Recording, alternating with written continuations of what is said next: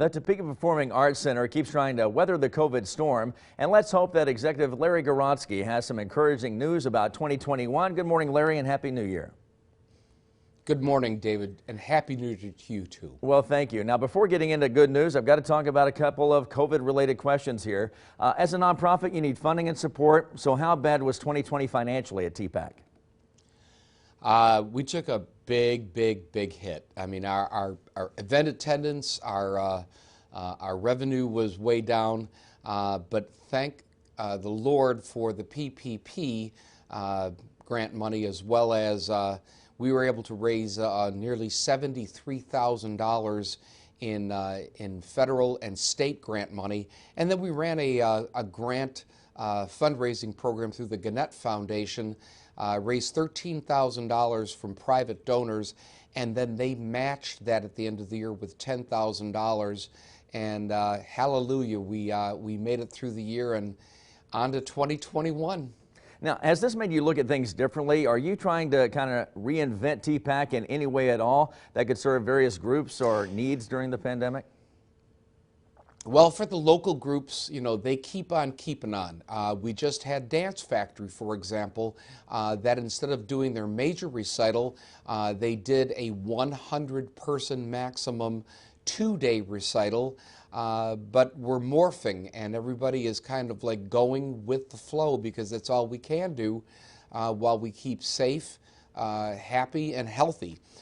So that's changed the local scene, and the major concert market, well, that's pushed into the third and the fourth quarter of 2021 while we continue to hang on. But we've got a slate of events that's coming up in January, February, and March. All right, terrific. And let's talk about that a bit. You've had so many things postponed and rescheduled since March of last year. So what are your hopes for things like the Buddy Holly story and the band Chicago coming in May? Absolutely. Well, first off, the Topeka Symphony Orchestra, which is in their 75th, their diamond anniversary season, will play their 4th and their 5th concert in January and in February.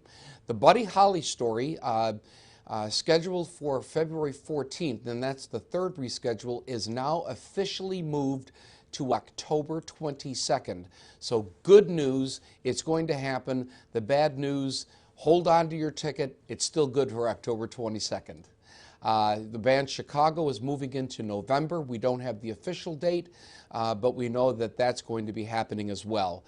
In addition, we've got a classic rock show with Shooting Star and Patriarch that is scheduled for April 2nd, and God willing, the creek don't rise and the vaccines are disseminated and the maximum capacities rise, we should be able to do that show on April 2nd. So stay tuned. The Chocolate Nutcracker, which was supposed to be in November, has moved to February. So everybody is just going with the flow. It's all we can do while we stay open, stay healthy, and stay relevant. Now, Larry, I'm going to give you 15 seconds because that's all the time that we have, but it's your 30th anniversary this year, so talk on that real fast. Absolutely. March 23rd, 1981, we opened. 30 years later, we'll be celebrating and commemorating that date. Georgia D. Gray's birthday is coming up at the end of January, and be looking for great things happening in the 30th anniversary. All right, Larry, thank you as always. Best of luck with all this coming up in the weeks and months ahead. And you can find out about the golf tournament. That was really big for them last year. That's going to happen this summer. And you can do that when Larry joins Aaron LaRoe on Fox 43 AM Live.